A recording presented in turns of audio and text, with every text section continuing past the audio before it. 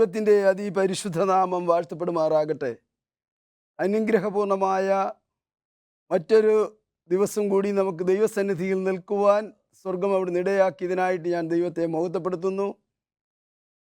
Hope ചാനലിൽ കൂടി നിങ്ങളെ കാണുവാൻ ദൈവം ഇടയാക്കിയതിനായിട്ട് ദൈവത്തെ സ്തുതിക്കാം. നമുക്ക് ദൈവസന്നിധിയിലിരുന്ന് ദൈവത്തിൻ്റെ വചനം ശ്രവിക്കുവാൻ ദൈവം ഇടയാക്കിയതിനായിട്ട് നന്ദി പറയാം. ഈ സമയം വചന ശുശ്രൂഷയ്ക്ക് മുൻപായിട്ട് നമ്മുടെ കണ്ണുകളെ അടയ്ക്കാം, പ്രാർത്ഥിക്കാം. സ്നേഹവാനും പരിശുദ്ധനുമാകുന്ന ഞങ്ങളുടെ നല്ല ദൈവമേ, സ്വർഗീയ പിതാവേ, അനുഗ്രഹപ്പെട്ട ഈ നല്ല സമയത്തിനായി നന്ദിയോടെ സ്തോത്രം.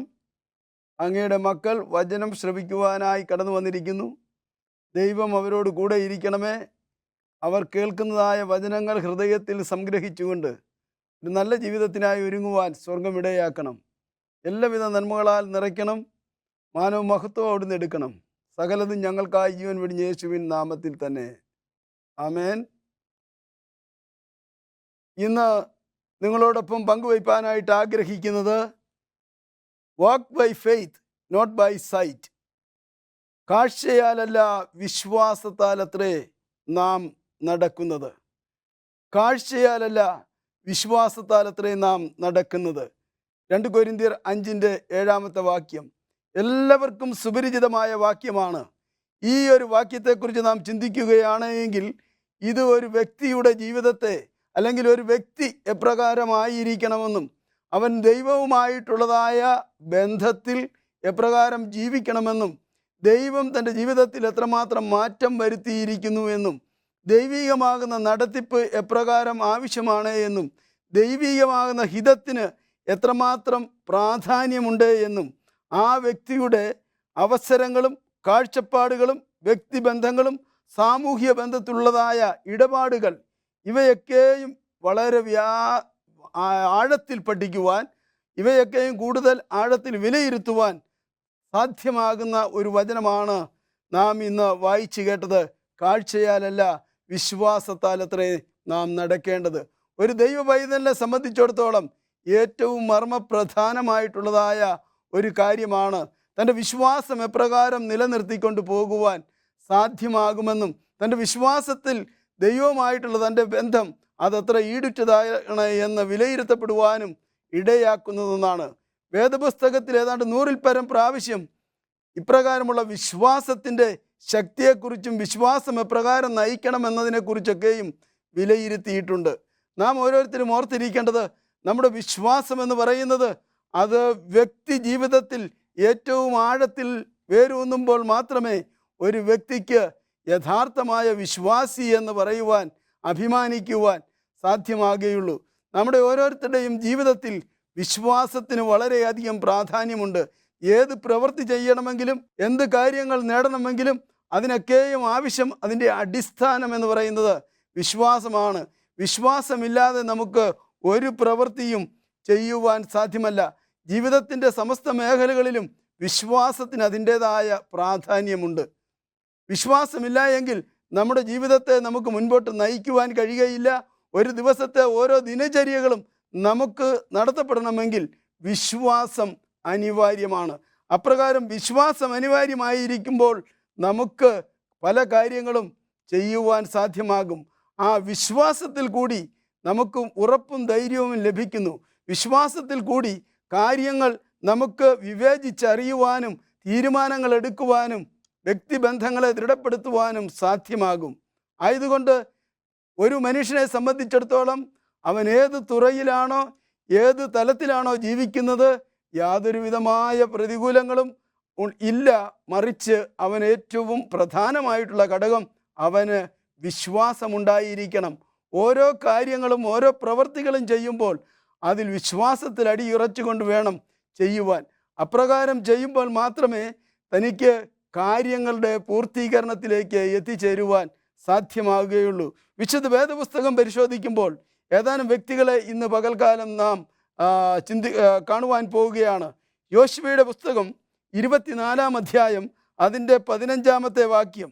യോശുവയുടെ പുസ്തകം 24:15 അവിടെ ഇപ്രകാരം പറയുന്നു: യഹോവയെ സേവിക്കുന്നത് നല്ലത് എന്ന് നിങ്ങൾക്ക് തോന്നുന്നുവെങ്കിൽ നദിക്കരയിൽ വെച്ച് നിങ്ങളുടെ പിതാക്കന്മാർ സേവിച്ചു വന്ന ദേവന്മാരെയോ നിങ്ങൾ പാർത്തു വന്ന ദേശത്തിലെ അമോന്യ ദേവന്മാരെയോ ആരെ സേവിക്കുമെന്ന് നിങ്ങൾ ഇന്ന് തിരഞ്ഞെടുത്തുകൊള്ളുവീൻ.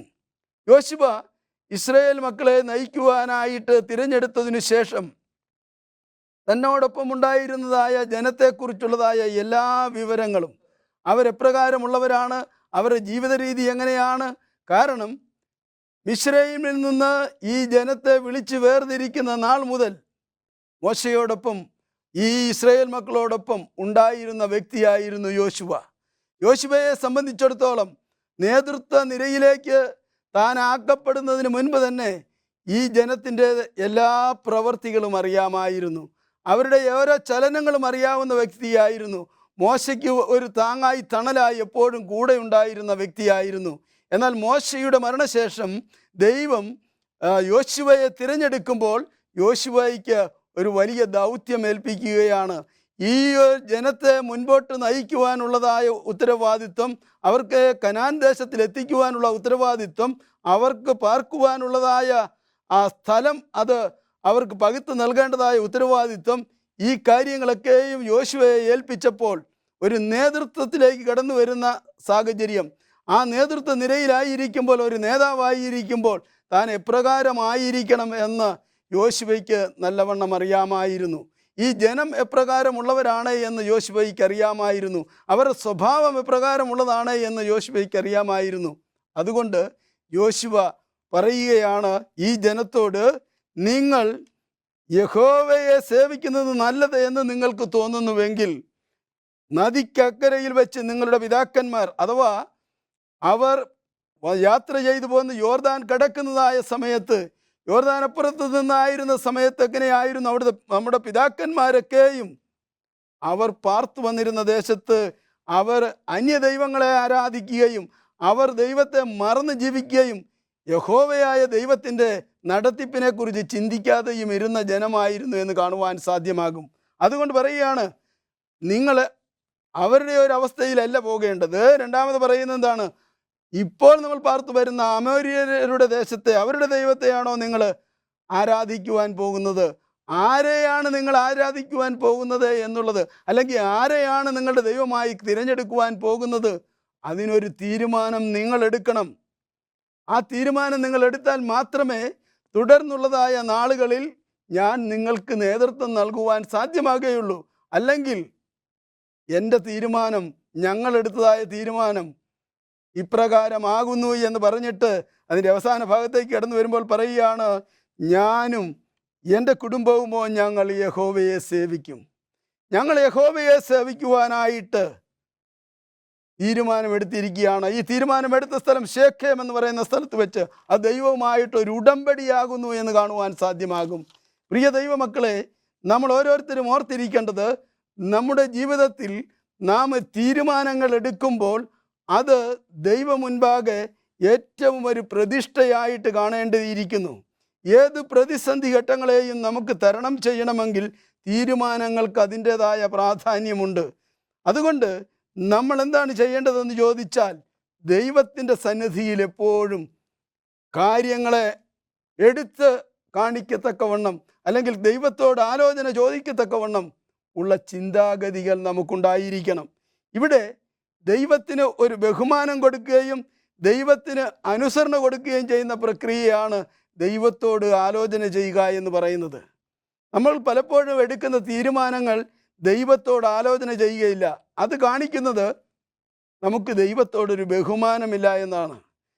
രണ്ടാമതായിട്ട്, ദൈവത്തിൻ്റെ സന്നിധിയിൽ നമ്മൾ എപ്പോഴും അനുസരണയുള്ളവരായി ഇരിക്കുകയാണ് എങ്കിൽ നമുക്ക് ഓരോ കാര്യങ്ങളും ദൈവത്തോട് ദൈനംദിനം ആവശ്യപ്പെടുവാനും അതുപോലെ തന്നെ ആലോചന ചെയ്യുവാനും സാധ്യമായിത്തീരും.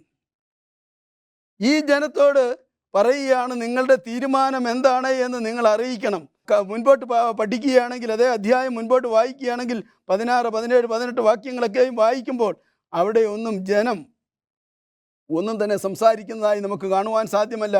അവർ യോശുവയുടെ തീരുമാനത്തിനോട് ചേർന്ന് നിൽക്കുവാൻ വേണ്ടി മാത്രമാകുന്നു എന്ന് കാണുവാൻ സാധ്യമാകും. അത് കഴിഞ്ഞ് 21-ാമത്തെ വാക്യത്തിലേക്ക് കടന്നു വരുമ്പോൾ ജനം യോശുവയുടെ അല്ല, ഞങ്ങൾ യഹോവയെ തന്നെ സേവിക്കും എന്ന് പറഞ്ഞു. ഞങ്ങൾ യഹോവയെ തന്നെ സേവിക്കും.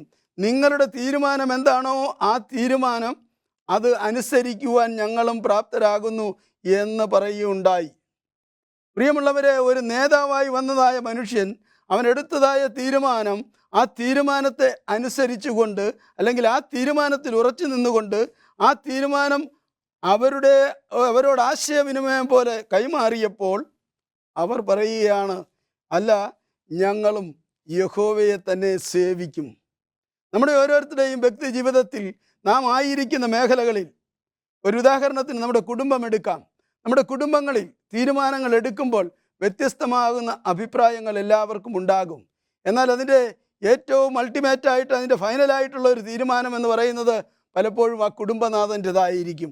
ആ കുടുംബനാഥൻ എടുക്കുന്ന തീരുമാനം ആ കുടുംബത്തിലുള്ളതായ മറ്റ് എല്ലാ അംഗങ്ങൾക്കും സ്വീകാര്യമായി മാറുമ്പോൾ മാത്രമേ അതിന് ഒരുമനപ്പെട്ടതായ ഒരു തീരുമാനമായി കാണുവാൻ സാധ്യമാകുകയുള്ളൂ. ഇനിയും മറ്റുള്ളതായ സ്ഥലങ്ങളിൽ, ഒരു സഭയിലാണെങ്കിൽ നമുക്ക് അപ്രകാരം തീരുമാനങ്ങൾ എടുക്കേണ്ടതായിട്ട് വരും. വിവിധങ്ങളാകുന്നതായ സംസാരങ്ങളൊക്കെയും ഉണ്ടാകും. പക്ഷേ അതിനും പൊതുവായ ഒരു തീരുമാനത്തിൽ നാം എത്തിച്ചേരേണ്ടിയിരിക്കും. അങ്ങനെ ഏകീഭവിച്ചുകൊണ്ട് ഒരൊറ്റ തീരുമാനത്തിലേക്ക് എത്തിച്ചേരുമ്പോൾ നമുക്ക് പലപ്പോഴും എല്ലാ കാര്യങ്ങളും അത് വേണ്ടവണ്ണം ക്രമീകരിക്കുവാൻ സാധ്യമാകും. യോശുവയുടെ തീരുമാനം അതായിരുന്നു. ദൈവത്തെ സ്നേഹിക്കണമെങ്കിൽ, ദൈവത്തിന് വേണ്ടി നിലകൊള്ളണമെങ്കിൽ, ദൈവം തരുന്ന കനാൻ ദേശം നിങ്ങൾക്ക് ഓരോരുത്തർക്കും ലഭിക്കണമെങ്കിൽ, അവിടെ സുഖസമൃദ്ധിയോടുകൂടി, സന്തോഷത്തോടുകൂടി, സമാധാനത്തോടുകൂടി നിങ്ങൾക്ക് മുൻപോട്ട് പാർക്കണമെങ്കിൽ നിങ്ങളൊരു തീരുമാനത്തിൽ എത്തിച്ചേരേണ്ടിയിരിക്കുന്നു.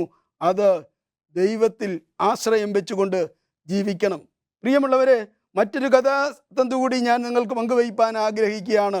1 രാജാക്കന്മാർ 18-ാം അധ്യായൻ്റെ 21-ാമത്തെ വാക്യത്തിലേക്ക് നാം വരുമ്പോൾ, അപ്പോൾ ഏലിയാവ് അടുത്ത് ചെന്ന് സർവ്വജനത്തോടും, നിങ്ങൾ എത്രത്തോളം 2 തോണിയിൽ കാൽ വയ്ക്കും? യഹോവ ദൈവമെങ്കിൽ അവനെ അനുഗമിപ്പീൻ, ബാലെങ്കിലോ അവനെ അനുഗമിപ്പീൻ എന്ന് പറഞ്ഞു. എന്നാൽ ജനം അവനോട് ഉത്തരം ഒന്നും പറഞ്ഞില്ല. ഇവിടെ നമുക്ക് കാണുന്നത്, ദൈവത്തിൻ്റെ ജനം ആഹാബ് രാജാവിൻ്റെയും ഇസബേലിൻ്റെയും അടിമത്തത്തിൽ, അല്ലെങ്കിൽ കഷ്ടതയിൽ, ആ ദേശത്ത് മഴയും മറ്റ് കാര്യങ്ങളും ഒന്നുമില്ലാതെ ജനം നട്ടം തിരിയുന്നതായ അനുഭവം. ആ സമയത്ത് ഏലിയാവാണ് ഇതിന് കാരണക്കാരൻ എന്ന് പറയുകയും ഏലിയാവിനെ അവർ പിടിക്കുവാനായിട്ട് ആളയക്കുകയൊക്കെയും ചെയ്യുന്നതായിട്ട് നമുക്ക് കാണുവാൻ സാധ്യമാകും. എന്നാൽ ഏലിയാവ് രാജാവിനെ ചെന്ന് കാണുവാനായിട്ടും രാജാവിനോട് പറയുകയാണ്, ബാലിൻ്റെ ദൈവങ്ങളാണോ അഥവാ അശോര പ്രതിഷ്ഠയാണോ, അവരുടെ ദൈവങ്ങളാണോ, ആരാണ് വലുത്? ദൈവജനത്തിന് പ്രതിസന്ധി സൃഷ്ടിക്കുന്നതായ ഒരു അനുഭവം നമുക്ക് കാണുവാനായിട്ട് സാധ്യമാകും. എന്നാൽ ഏലിയാവ് ഈ ജനത്തിന് ഒക്കെയും, അല്ലെങ്കിൽ ഈ പ്രതിസന്ധിയെ തരണം ചെയ്യുവാനായിട്ട്, ഇതാ ജനമെല്ലാം കൂടി വന്ന ഒരിടത്ത് ദൈവത്തിനൊരു യാഗപീഠം പണിയുകയും ആ യാഗപീഠത്തിന്മേൽ എല്ലാ ക്രമീകരണങ്ങൾ വയ്ക്കുകയും അതിനുശേഷം പറയുകയാണ്, ആഹാബിൻ്റെ പക്ഷത്തുള്ളതായ ജനം, അഥവാ ആഹാബിൻ്റെതായ പ്രവാചകന്മാർ, ബാലിൻ്റെ പ്രവാചകന്മാർ, അശോര പ്രവാചകന്മാർ, അവരൊക്കെയും നിങ്ങൾ ദൈവത്തോട് പ്രാർത്ഥിക്കുക, നിങ്ങളുടെ ദൈവത്തോട് പ്രാർത്ഥിക്കുക, ഞാൻ എൻ്റെ ദൈവത്തോട് പ്രാർത്ഥിക്കാം, ആരുടെ യാഗമാണ് ദൈവം സ്വീകരിക്കുന്നത് എന്ന് നമുക്ക് അറിഞ്ഞതിന് ശേഷം ഒരു തീരുമാനം എടുക്കാം എന്ന് പറയുകയുണ്ടായി. അങ്ങനെ ഒരു പകൽക്കാലം മുഴുവൻ ഈ ബാലിൻ്റെ ദേവന്മാരും അശോര ദേവന്മാരും ഒക്കെയും പ്രാർത്ഥിക്കുകയും അവർ മുറിവേൽപ്പിക്കുകയും അവർ ഒച്ചയുണ്ടാക്കുകയും ബഹളം വയ്ക്കുകയൊക്കെയും ചെയ്തതായി നമുക്ക് കാണുവാൻ സാധ്യമാകും. എന്താണ് സംഭവിച്ചത്? സ്വർഗത്തിൽ നിന്ന് തീയിറങ്ങുകയോ അവരുടെ യാഗത്തെ ഉൾക്കൊള്ളുകയോ ചെയ്തില്ല എന്ന് കാണുവാനായിട്ട് സാധ്യമായി തീരും. എന്നാൽ ഏലിയാവ് പ്രാർത്ഥിക്കുവാനായിട്ട് പോകുന്നതിന് മുൻപായിട്ട് താൻ ഒരുക്കിയ ബലിപീഠത്തിൽ മൃഗത്തെ വെച്ചതിന് ശേഷം വെള്ളം കോരി ഒഴിച്ച് അതൊക്കെ നനച്ചു. അതിനുശേഷം ദൈവത്തോട് പറഞ്ഞു, ദൈവമേ, നീ യഥാർത്ഥ ദൈവമാണേ എന്നും ജീവനുള്ള ദൈവമാണേ എന്നും അത്ഭുതത്തിൻ്റെ ദൈവമാണേ എന്നും ഇവിടെ കൂടി വന്നിരിക്കുന്നതായ എല്ലാ മനുഷ്യരും, അത് ബാലിൻ്റെ പ്രതിനിധികളായിക്കോട്ടെ, അശോരയുടെ പ്രതിനിധികളായിക്കോട്ടെ, ആഹാബിൻ്റെ പ്രതിനിധികളായിക്കോട്ടെ, ദൈവത്തിൻ്റെ മക്കളായിക്കൊള്ളട്ടെ, ഇവരെല്ലാവർക്കും കാണുക, നീ ഒരു അത്ഭുതം പ്രവർത്തിക്കണം. നീ സ്വർഗത്തിൽ നിന്ന് തീയിറക്കി ഈ യാഗവസ്തുവിനെ ദഹിപ്പിക്കണം. വേദപുസ്തകം വളരെ വ്യക്തമായിട്ട് രേഖപ്പെടുത്തിയിരിക്കുന്നത് ഏലിയാവിൻ്റെ പ്രാർത്ഥന ദൈവം കേൾക്കുകയും സ്വർഗത്തിൽ നിന്ന് തീ ഇറക്കി ആ യാഗപീഠം ഇരുന്നതായ സ്ഥലത്തെ മണ്ണുകൂടി ഭസ്മമായി തീർന്നു, അല്ലെങ്കിൽ കരിഞ്ഞുപോയി എന്ന് കാണുവാനായിട്ട് സാധ്യമാകും. അപ്പോൾ അവിടെ കൂടിയിരുന്നതായ എല്ലാവരും ദൈവത്തെ മഹത്വപ്പെടുത്തി. അതിനുശേഷം ഈ ബാലിൻ്റെ പ്രവാചകന്മാർ 450 അശോര പ്രവാചകന്മാർ 400 പേരെ ഒന്നിച്ച് നിഗ്രഹിക്കുന്നതായിട്ട് നമുക്ക് കാണുവാൻ സാധ്യമാകും. പ്രിയമുള്ളവരെ, ഇവിടെ ഈ ജനം അത്രയൊക്കെയും അത്ഭുതങ്ങൾ കണ്ടിട്ടും അവര് മനസ്സ് മാറിയില്ല എന്ന് കാണുവാൻ സാധ്യമാകും. വേദപുസ്തകം വളരെ സത്യം നമുക്ക് മുൻപിൽ വയ്ക്കുകയാണ്. നാം ഓരോരുത്തരും ആയിരിക്കുന്ന ഇടങ്ങളിൽ നമുക്ക് ദൈവത്തിന് വേണ്ടി നിലകൊള്ളുവാനായിട്ട് സാധ്യമാകുമോ? അതുകൊണ്ടാണ് അപ്പോസ്തലൻ പറഞ്ഞത്, walk by faith not by sight. നാം എപ്പോഴും വിശ്വാസത്തോടു കൂടിയായിരിക്കണം. ഏത് പ്രതിസന്ധിയെ തരണം ചെയ്യണമെങ്കിലും, ഏത് പ്രതികൂലങ്ങളെ തരണം ചെയ്യണമെങ്കിലും നാം എപ്പോഴും ദൈവത്തിൽ ആശ്രയം വയ്ക്കണം. എന്നാൽ നമ്മുടെ ജീവിതത്തിൽ നമുക്ക് അപ്രകാരം സാധ്യമാകാതെ വരുന്നത് എന്താണെന്ന് അറിയാമോ? ലൂക്കോസിൻ്റെ സുവിശേഷം 16:13 പറയുകയാണ്, 2 യജമാനന്മാർക്ക് സേവിപ്പാൻ ഒരു ഭൃത്യന് കഴിയുകയില്ല. അവൻ ഒരുവനെ പകച്ച് മറ്റവനെ സ്നേഹിക്കും, അല്ലെങ്കിൽ ഒരുത്തനോട് പറ്റിച്ചേർന്ന് മറ്റവനെ നിരസിക്കും. നിങ്ങൾക്ക് ദൈവത്തെയും മാമോനെയും ഒരുപോലെ സേവിക്കുവാൻ കഴിയുകയില്ല. പ്രിയമുള്ളവരെ, നമ്മൾ എങ്ങനെയാണ് നാം ദൈവത്തെ സ്നേഹിക്കുവാനായിട്ടും ദൈവത്തിൻ്റെ വഴിയിൽ ജീവിക്കുവാനായിട്ടും ദൈവത്തിൻ്റെ വിളിച്ച് വേർതിരിക്കപ്പെട്ട ജനമായിട്ടിരിക്കുമ്പോൾ നമുക്ക് 2 യജമാനന്മാരെ സേവിക്കുവാൻ സാധ്യമാകുമോ? നമുക്ക് ജീവനുള്ള ദൈവത്തിൻ്റെ പ്രതിനിധികളായിട്ട് നമുക്ക് നിലനിൽക്കേണ്ടതായിട്ടുണ്ട്. അത് സാധ്യമാകണമെങ്കിൽ നമ്മുടെ വിശ്വാസം അതുടെ ഉറച്ച വിശ്വാസമുള്ളവരായിരിക്കണം. ആ ഉറച്ച വിശ്വാസം എന്ന് പറയുന്നത് എവിടെ നിന്നാണ്? വേദപുസ്തകം വീണ്ടും പറയുകയാണ്, യാക്കോബിൻ്റെ ലേഖനം 3:17-18 വാക്യങ്ങൾ പറയുമ്പോൾ, ഉയരത്തിൽ നിന്നുള്ള ജ്ഞാനമോ ഒന്നാമത് നിർമ്മലവും പിന്നെ സമാധാനവും ശാന്തതയും അനുസരണയും ഉള്ളതാകുന്നു. സത്ഫലങ്ങൾ നിറഞ്ഞതും പക്ഷപാതവും കപടവുമില്ലാത്തതാകുന്നു. ആയതുകൊണ്ട് ഉയരത്തിൽ നിന്നുള്ള ജ്ഞാനം ഉണ്ടായിരിക്കണം, ദൈവത്തിൽ നിന്നുള്ള ജ്ഞാനം ഉണ്ടായിരിക്കണം, ദൈവിക ചിന്തയോടുകൂടി ആയിരിക്കണം നമ്മുടെ ഓരോ പ്രവൃത്തികളും, നമ്മുടെ ആലോചനകളൊക്കെയും ദൈവത്തോടായിരിക്കണം. വേദപുസ്തകത്തിൽ അനേക വ്യക്തികളെ നമുക്ക് കാണുവാൻ സാധ്യമാകും. അവരുടെ ജീവിതത്തിൻ്റെ വിജയമെന്ന് പറയുന്നത് അവർ ദൈവത്തോട് ആലോചന ചെയ്യുന്നതായി കാണുവാൻ സാധ്യമാകും. മോശ മുതൽ ഹാനോക്ക് മുതൽ അതുപോലെ തന്നെ നോഹ മുതൽ അബ്രഹാം മുതലുള്ളതായ എല്ലാ പൂർവ്വപിതാക്കന്മാരെ കുറിച്ച് നാം ചിന്തിക്കുമ്പോൾ അവരൊക്കെയും ദൈവത്തോട് ആലോചന ചെയ്യുന്നതായി നമുക്ക് കാണുവാൻ സാധ്യമാകും.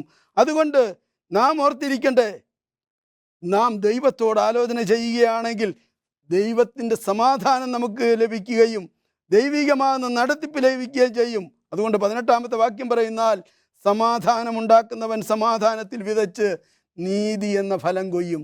നമുക്ക് നീതി എന്ന ഫലം കൊയ്യണമെങ്കിൽ ഞാനും നിങ്ങളും ഓർത്തിരിക്കണം, നിങ്ങൾ സമാധാനത്തോടു കൂടി ചിന്തിക്കുന്നവരായിരിക്കണം, സമാധാനകാംക്ഷികളായിരിക്കണം. സ്നേഹത്തിൻ്റെയും സ്വാതന്ത്ര്യത്തിൻ്റെയും കരുതലിൻ്റെയും മനോഭാവം നമുക്കുണ്ടാകണം. അങ്ങനെ ഉണ്ടാകുമ്പോഴാണ് കാഴ്ചയാലല്ല വിശ്വാസത്താൽ നമുക്ക് ജീവിപ്പാൻ സാധ്യമാകുന്നത്. മൈക്ക പ്രവാചകൻ പറയുകയാണ്, 6:8 വാക്യം, മനുഷ്യ നല്ലത് എന്ത് എന്ന് നിനക്ക് കാണിച്ചു തന്നിരിക്കുന്നു, ന്യായം പ്രവർത്തിപ്പാനും ദയാതൽപരനായിരിക്കാനും നിന്റെ ദൈവത്തിൻ്റെ സന്നിധിയിൽ താഴ്മയോടെ നടപ്പാനും അല്ലാതെ എന്താകുന്നു യഹോവ നിന്നോട് ചോദിക്കുന്നത്? ഇന്ന് പകൽക്കാലം എന്നെ കേൾക്കുന്നവരെ, എൻ്റെ പ്രിയ സഹോദരങ്ങളെ, ഓർത്തിരിക്കുക, ദൈവം നിന്നോട് ചോദിക്കുന്നത് എന്താണ്? നീ ദൈവത്തിൻ്റെ സന്നിധിയിൽ താഴ്മയോടുകൂടി നടപ്പാനാണ് ദൈവം ആഗ്രഹിക്കുന്നത്. മനുഷ്യന് നല്ല പ്രവർത്തികളുണ്ടാകണം, നല്ല ചിന്തകളുണ്ടാകണം, ദയയുണ്ടാകണം, ദയാതൽപരനായി സഹജീവിയോട് ചേർന്ന് നിൽക്കുന്ന ഒരു അനുഭവം ഉണ്ടാകണം. അങ്ങനെ ഉണ്ടാകുമ്പോൾ ദൈവത്തിൻ്റെ പരിശുദ്ധാത്മാവ് നിങ്ങളെ ഓരോരുത്തരെയും ദിനം പ്രതി നേരായ പാതയിൽ നടത്തും. നിങ്ങളുടെ ചിന്തകളിൽ, നിങ്ങളുടെ പ്രവർത്തനങ്ങളിൽ, നിങ്ങളുടെ സകല മേഖലകളിലും ദൈവത്തിൻ്റെ നടത്തിപ്പും കാവലും ഉണ്ടാകും. നിനക്ക് ദൈവത്തിൻ്റെ സന്നിധിയിൽ ന്യായമായി പ്രവർത്തിപ്പാൻ കഴിയുമോ? നിനക്ക് ദൈവത്തോട് ന്യായം പ്രവർത്തിക്കുവാൻ കഴിയുമോ? നിനക്ക് മനുഷ്യനോട് ദയാതൽപരനായിരിക്കാൻ കഴിയുമോ? നിനക്ക് ദൈവസന്നിധിയിൽ താഴ്മയോടെ നടക്കുവാൻ കഴിയുമോ? നിനക്ക് മനുഷ്യരുടെ മുൻപിൽ നിന്റെ ദൈവത്തെ ഉയർത്തി കാണിക്കുവാൻ കഴിയുമോ? ദൈവകൽപ്പനയും യേശുവിലുള്ള വിശ്വാസവും കാത്തുകൊണ്ട് ജീവിപ്പാൻ നിനക്ക് സാധ്യമാകുമോ?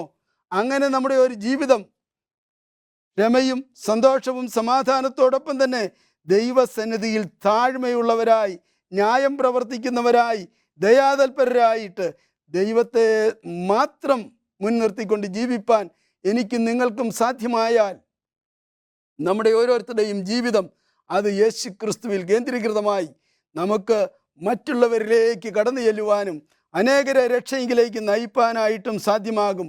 അതുകൊണ്ടാണ് വേദപുസ്തകം വീണ്ടും പറയുന്ന മത്തായിയുടെ സുവിശേഷം 5-ാം അധ്യായത്തിൻ്റെ 16-ാമത്തെ വാക്യം, അങ്ങനെ മനുഷ്യർ നിങ്ങളുടെ നല്ല പ്രവർത്തികളെ കണ്ടിട്ട് നിങ്ങളുടെ വെളിച്ചം അവരുടെ മുൻപിൽ പ്രകാശിക്കണം. മനുഷ്യർ നിങ്ങളുടെ നല്ല പ്രവർത്തികളെ കാണണം. അങ്ങനെ നല്ല പ്രവർത്തികൾ മറ്റുള്ളവരുടെ മുൻപിൽ നാം കാണുമ്പോൾ അവർ പറയും, കാഴ്ചയാലല്ല വിശ്വാസത്താലാണ് ആ മനുഷ്യൻ നടക്കുന്നത്. നമുക്ക് കാഴ്ചയോടുകൂടിയല്ല വിശ്വാസത്തോടു കൂടി നടക്കുന്ന മനുഷ്യരായി തീരണം. അങ്ങനെ നാം നമ്മുടെ വിശ്വാസത്തെ ഈടുറ്റതാക്കി അടിയുറച്ചതാക്കി ദൈവത്തോട് ചേർന്ന് നിൽക്കുന്ന ഒരു അനുഭവത്തിലാക്കി മാറ്റുമ്പോൾ യാക്കോബ് പറയുന്നു 2:17, അങ്ങനെ വിശ്വാസം പ്രവൃത്തിയില്ലാത്തതാകയാൽ അത് സ്വതവേ നിർജീവമാകുന്നു. നമ്മുടെ വിശ്വാസത്തിന് പ്രവൃത്തിയില്ലാത്തതാണ് എങ്കിൽ അത് നിർജീവമായി പോകും. ആയതുകൊണ്ട് ഇന്ന് എനിക്ക് നിങ്ങളോട് പറയുവാനുള്ളത്, എന്നെ കേൾക്കുന്നതായ ഓരോ സഹോദരങ്ങളോടും എനിക്ക് പറയാനുള്ളത്, നിങ്ങൾ ഏത് മതസ്ഥരാകട്ടെ, ഏത് വ്യത്യസ്തമാകുന്ന ജീവിത അനുഭവത്തിലായിക്കൊള്ളട്ടെ, മറിച്ച് നിങ്ങളൊരു തീരുമാനം, നിങ്ങളൊരു നല്ല മനുഷ്യനാണ്, നിങ്ങളൊരു നല്ല വ്യക്തിയാണ്. ആ വ്യക്തി എന്ന നിലയിൽ സമൂഹത്തിനും മനുഷ്യനും കൊള്ളാവുന്നവരായി ജീവിക്കുകയാണ് എങ്കിൽ നിങ്ങളുടെ പ്രവൃത്തികൾ, നിങ്ങളുടെ ചിന്തകൾ, നിങ്ങൾ ഓരോരുത്തരും ദൈവത്തിന് കൊള്ളാവുന്ന മാനപാത്രങ്ങളാണ്. ആയതുകൊണ്ട് ദൈവം നിങ്ങളെ ആ സ്ഥാനത്ത് നിലനിർത്തുവാൻ വേണ്ടി വേദപുസ്തകം വീണ്ടും പറയുന്നു, എഫേസ്യർക്ക് എഴുതിയ ലേഖനം 2:8, കൃപയാലല്ലോ നിങ്ങൾ വിശ്വാസം മൂലം രക്ഷിക്കപ്പെട്ടിരിക്കുന്നത്, അത് നിങ്ങൾ കാരണമല്ല, ദൈവത്തിൻ്റെ ദാനമത്രേ. നിങ്ങൾക്ക് ദൈവം ദാനമായി നൽകിയിരിക്കുന്നതായ ഈ നല്ല ഒരു അനുഭവം പ്രത്യാശയോടുകൂടി വിശ്വാസത്തോടുകൂടി ദൈവസന്നിധിയിൽ നിൽക്കുവാൻ പ്രിയ സഹോദര സഹോദരി ഈ സമയത്തെ വേണ്ട വിധം വിനിയോഗിച്ചുകൊണ്ട് കാഴ്ചയാലല്ല വിശ്വാസത്താൽ നടക്കുവാൻ സർവശക്തൻ നിങ്ങൾക്ക് ഓരോരുത്തർക്കും ഇടം നൽകുമാറാകട്ടെ. ആമേൻ. ഈ സമയം എന്നെ കേട്ട നിങ്ങളെല്ലാവരെയും സർവശക്തൻ കാത്തു പരിപാലിക്കുമാറാകട്ടെ. നിങ്ങളുടെ കണ്ണുകളെ അടയ്ക്കാം, നമുക്ക് പ്രാർത്ഥിക്കാം. സ്നേഹവാനും പരിശുദ്ധനുമാകുന്ന നല്ല ദൈവമേ, സ്വർഗീയ പിതാവേ, ഈ നല്ല സമയത്തിനായി സ്തോത്രം കർത്താവേ. ഞങ്ങൾ കാഴ്ചയാൽ വിശ്വാസത്താൽ നടക്കുന്ന മക്കളായി തീരുവാൻ ഞങ്ങളെ അങ്ങേ ഒരുക്കുമാറാകണമേ എന്ന് പ്രാർത്ഥിക്കുന്നു. അങ്ങയുടെ പരിശുദ്ധാത്മാവിനാൽ ഞങ്ങളെ ഓരോരുത്തരെയും ഓരോ ദിവസവും വഴി നടത്തണമേ എന്ന് പ്രാർത്ഥിക്കുന്നു. ഞങ്ങളുടെ പ്രിയപ്പെട്ടവർ കർത്താവെ, രോഗികളായിരിക്കുന്നവർ, മറ്റ് പ്രതികൂലങ്ങളിലായിരിക്കുന്നവർ, സാമ്പത്തിക ഭാരം നേരിടുന്നവർ എല്ലാവരെയും അങ്ങയുടെ കരങ്ങളിൽ തരുന്നു. കർത്താവിൻ്റെ ആശ്വാസകരം എല്ലാവരോടും കൂടെ ഇരിക്കണം. സമാധാനം നൽകി പരിപാലിക്കണം. പ്രാർത്ഥന കേട്ടതിനായി സ്തോത്രം. സകലതും യേശുവിൻ്റെ നാമത്തിൽ തന്നെ. ആമേൻ.